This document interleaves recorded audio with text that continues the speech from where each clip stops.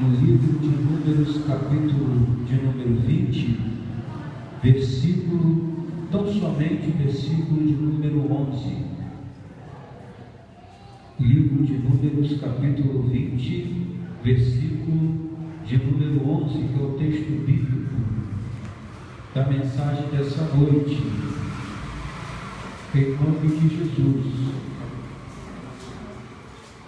Amém? Livro de Números, capítulo 20, versículo de número 11. Que a graça e a paz de Deus estejam com todos vocês. Amém? Estou muito feliz por estar aqui uma vez mais para falar das maravilhas do Senhor. É sempre bom poder voltar a esta casa que me recebe muito bem, para poder falar das maravilhas do eterno Deus. Louvado seja Deus por isso. Quero também fazer menção do meu amigo pregador, que Deus tem levantado nessa terra, está crescendo na graça e no conhecimento, meu amigo João Douglas, é membro da nossa igreja metodista Wesleyana, ali em Feira Fazenda, e juntos ali nós temos adorado e cultuado o nosso Deus. Números, capítulo 20, versículo 11, todos encontraram? Você que está sem Bíblia, fique perto de quem tem. E você que tem a Bíblia, se notar alguém do seu lado que está sem ter acesso à leitura bíblica da mensagem dessa noite, compartilhe em nome de Jesus, para que ele ou ela saia daqui sabedor e entendendo o que será falado nessa noite. Amém? Diz assim a palavra do Senhor: então Moisés levantou a mão e feriu a rocha 2 vezes. Quantas vezes? 2 vezes, com a sua vara, e saiu água copiosamente, e a congregação, o povo, bebeu, e os seus animais. Eu vou repetir para que possa esse texto ser fixado, embutido na sua mente uma vez mais e na tábua do seu coração. Então Moisés levantou a mão. Quem levantou a mão? Moisés. E feriu a rocha 2 vezes com a sua vara, e saiu água copiosamente, e a congregação bebeu e os seus animais. Curve a sua cabeça, feche os seus olhos, em nome de Jesus. Oremos uma vez mais ao Deus dos céus. Deus, te louvamos, te glorificamos, bendizemos o teu santo nome. Senhor, neste momento irei fazer menção da tua palavra. A sua palavra, meu Deus, será pregada nesse lugar, será feita aqui a exposição da tua palavra. Eu te peço, meu Deus, que o Senhor nos ajude, nos ajude a compreender, entender, meu Deus, uma vez mais, o que nós vamos ouvir, não de mim, Senhor, que sou voz cinza, mas do teu divino Espírito Santo. Meu Deus, a preocupação maior não é tão somente ouvir, mas ao sairmos por aquelas portas, colocarmos em prática na nossa conduta, meu Deus, de vida cristã diária com Deus, tudo aquilo que nós vamos ouvir da parte do Senhor aqui. Nos abençoe, nos guarde em nome de Jesus. Amém? Uma vez mais, olhe para cá, olhe para mim, toda atenção é pouca, ela tem que ser redobrada nesse momento. Irmãos, nessa noite, eu preciso, você precisa, nós precisamos, nestes dias que precedem a volta do Filho do Homem, Jesus Cristo, nós precisamos entender uma coisa, pelo amor de Deus, que nem tudo que está dando certo na minha vida, na tua vida, está sendo aprovado por Deus. Tem aprovação de Deus.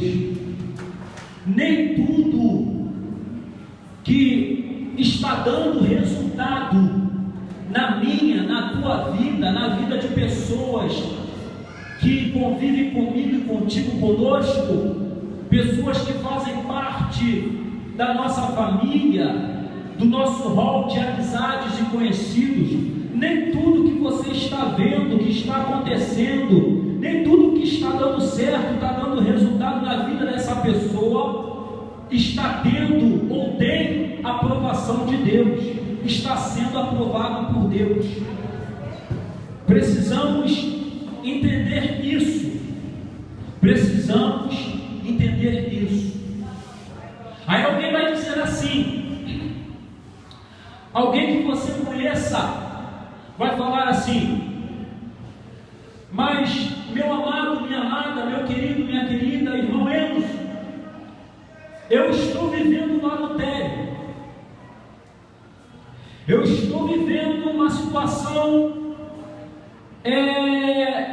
de estar convivendo com a fiel e com a amante, eu estou vivendo na prática da fiel e da amante. Deus, Ele está vendo? Está. Mas Deus não se pronunciou ainda. Eu sei que Deus está vendo, irmãos, mas Deus não se pronunciou. Eu estou vivendo numa situação ilícita. Eu estou envolvido com roubo, com estelionato.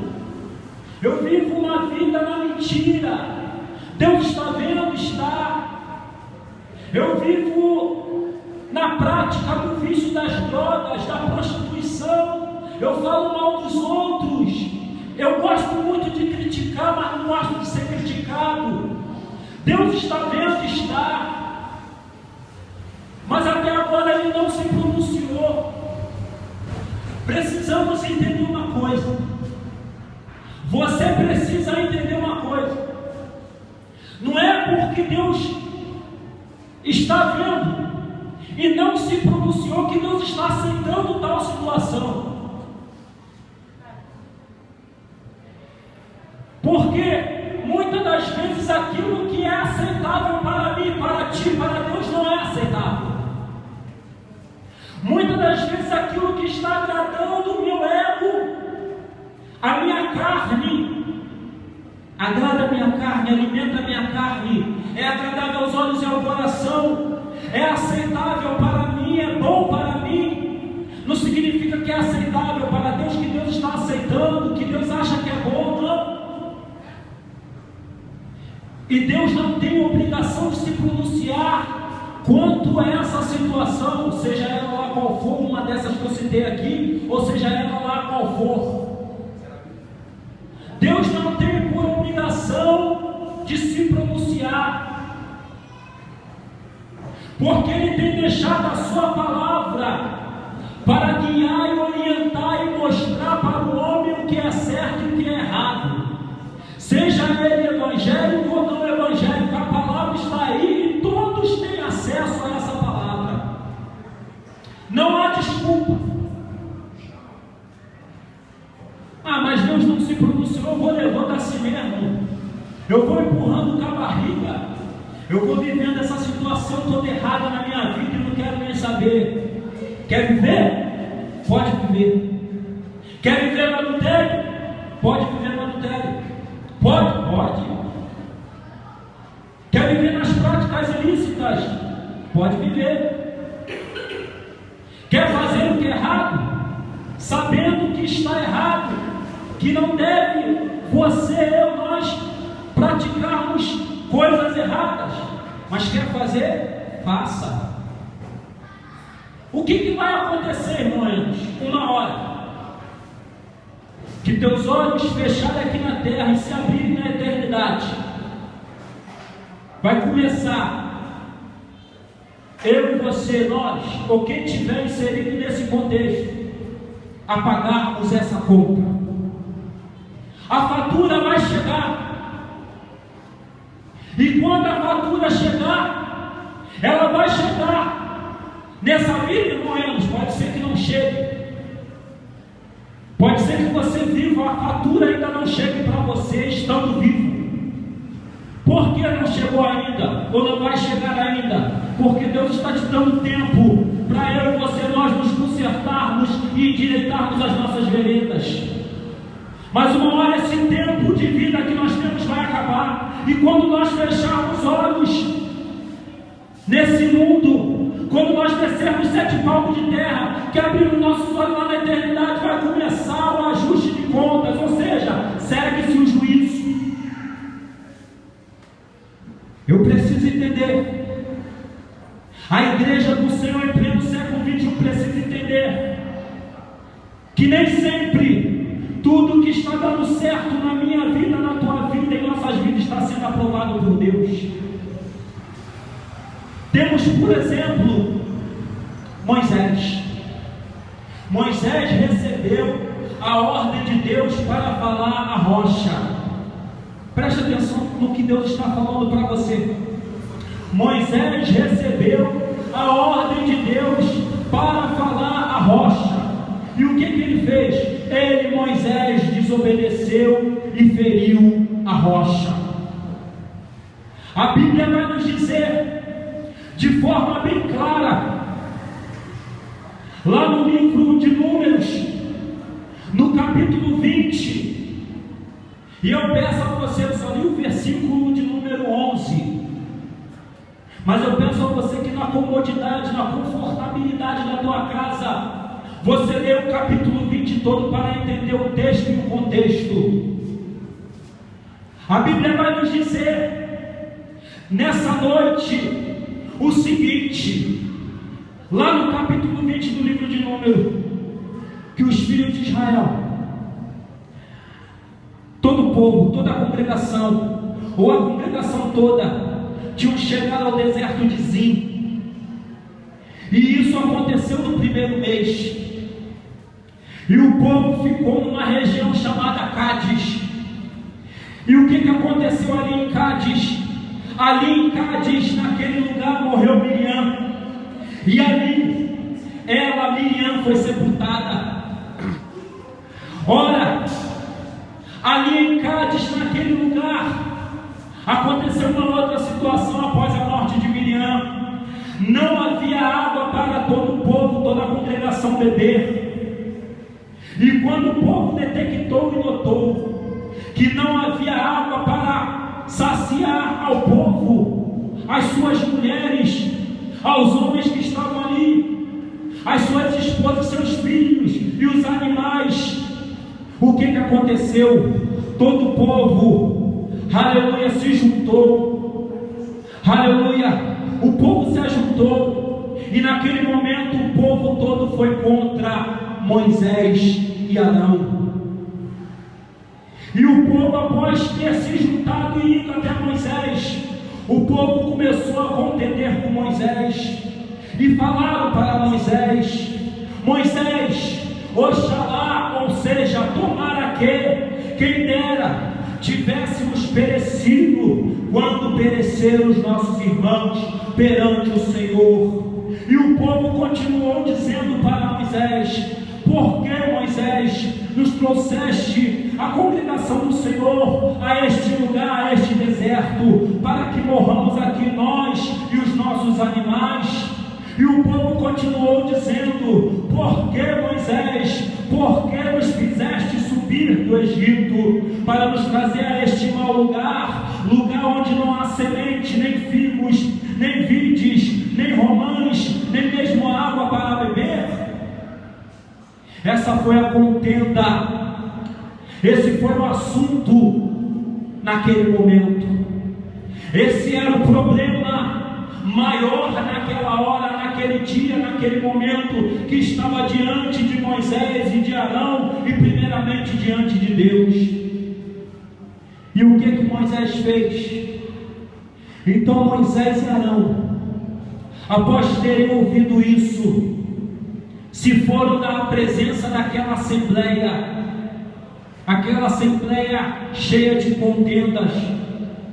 E o que eles fizeram? Eles saíram dali e foram para a porta da tenda da revelação, e lançaram o seu rosto em terra, e a glória do Senhor lhes apareceu. E o Senhor disse a Moisés, naquele momento que o Senhor aparece para ele: louvado seja Deus, toma a vara, Moisés, ajunta o povo, Moisés, ajunta a congregação, Moisés, tu e Arão, teu irmão. Agora preste atenção, em toda essa circunstância de contenda, de falta de água, de rebeldia, olha o que Deus falou para Moisés: Moisés, pega a vara, ajunta o povo, ajunta toda a congregação, tu e Arão teu irmão, e agora falai a rocha. Olha a ordem que Deus deu, olha o que Deus falou para Moisés, olha o que Deus mandou Moisés fazer em meio a toda aquela circunstância. Note e presta muita atenção, que Deus disse para Moisés o seguinte: falai a rocha perante os seus olhos, que ela, a rocha, vai dar água com abundância, muitas águas vai fluir daquela rocha. É só você falar, Moisés, e assim lhes tirarás a água da rocha, e você vai dar a beber a congregação, aos homens e mulheres que formam toda essa congregação e aos seus animais. Moisés, após ter ouvido Deus falar, Moisés naquele momento tomou a vara de diante do Senhor, como o Senhor lhe ordenou. Só que Moisés e Arão agora, eles pegaram, Moisés pegou a vara, e Arão foi junto com ele. Agora Moisés e Arão reúnem toda a assembleia, todo o povo, aleluia, toda a congregação diante da rocha. Após ter recebido a ordem do céu, de Deus, olha aqui o que Moisés faz. Moisés diz para todo o povo: ouvi agora, rebeldes, porventura tiraremos água dessa rocha para vós? Nesse momento aqui, no versículo 10, entenda isso. Moisés está falando com o povo, está, mas como é que estava o estado de Moisés emocionalmente falando? Ele estava irritado, ele estava irado, ele estava com ódio. Sabe o que eu aprendo aqui? Moisés, ele deixou que as circunstâncias viessem dar uma direção ou direcionar aquilo que ele tinha que fazer. Ele deixou que as circunstâncias, quais eram as circunstâncias? Rebeldia, a ira do povo, o ódio do povo entrasse na vida dele, fizesse parte da vida dele. E o que aconteceu? Ele chama o povo de Deus de rebelde, ele chama o povo de Deus de povo, aleluia, qual tinha e fazia uma rebelião. É nessa hora que Moisés, irritado com o povo, cheio de ódio, irado com o povo, Moisés desobedece o que Deus falou. E ao invés de fazer o que Deus mandou, que era falar a rocha, ele levanta a mão e fere a rocha. E o versículo 11 vai nos dizer o seguinte: então Moisés levantou a mão e feriu a rocha 2 vezes com a sua vara, e saiu água, e a congregação bebeu, e os seus animais. Você precisa prestar atenção a uma coisa que Deus está nos mostrando aqui nesse texto, e que eu quero, com a ajuda do Espírito Santo, ressaltar. Aquela ira, aquela rebeldia, aquele ódio, aquele rancor, que já tinha tomado parte da vida do povo, da natureza humana do povo, tomou conta da vida de Moisés, quando não era para tomar. Nós estamos vivendo num tempo que as pessoas estão mudando devido às circunstâncias que estão à sua volta. Moisés não poderia ter deixado se levar pela ira, pelo ódio, por aquele momento. Ele tinha que manter a sua posição. Ouça o que o Espírito Santo de Deus está falando nessa hora para mim e para você. Não é porque um é que você vai ser. Não é porque um faz que você vai fazer. Não é porque um falou que você vai falar. Não é porque um está se comportando mal que você vai se comportar. Não é porque um se rebelou que você vai se rebelar. Não é porque as circunstâncias estão alterando os temperamentos das pessoas que estão à sua volta que você vai deixar que o seu temperamento, o seu caráter mude. Não. Você não pode ser, nem eu, nem nós podemos ser influenciados por aquilo que está acontecendo na nossa volta. Não é tempo de ser influenciado, mas é tempo de influenciar com o poder de Deus. Como? Sendo uma referência.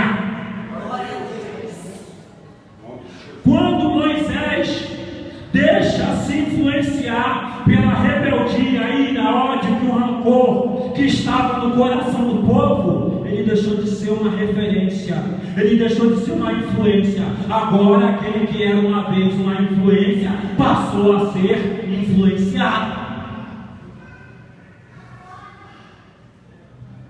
Não é porque pessoas na tua casa gostam de conversa inconveniente que você vai gostar.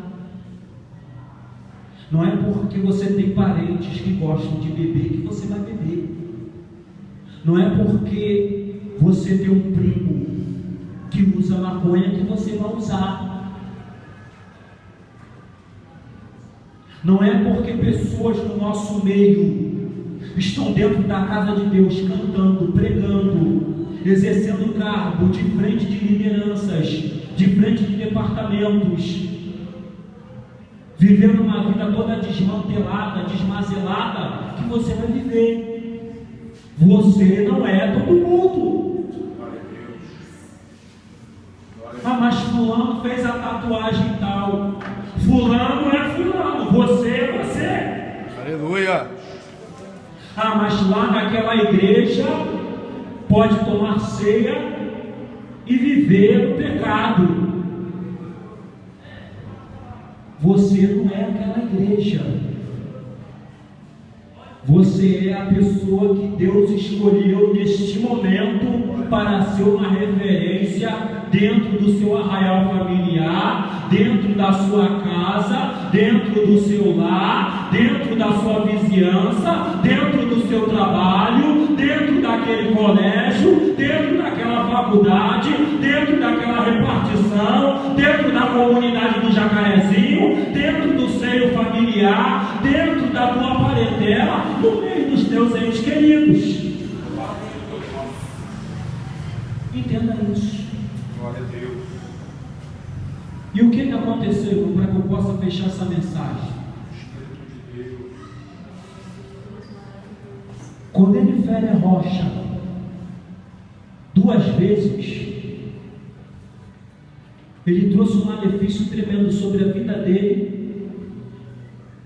E a congregação, aquele povo, por ter se rebelado, trouxe um outro malefício, ou seja, um outro tipo de castigo para a vida deles, para a vida do povo.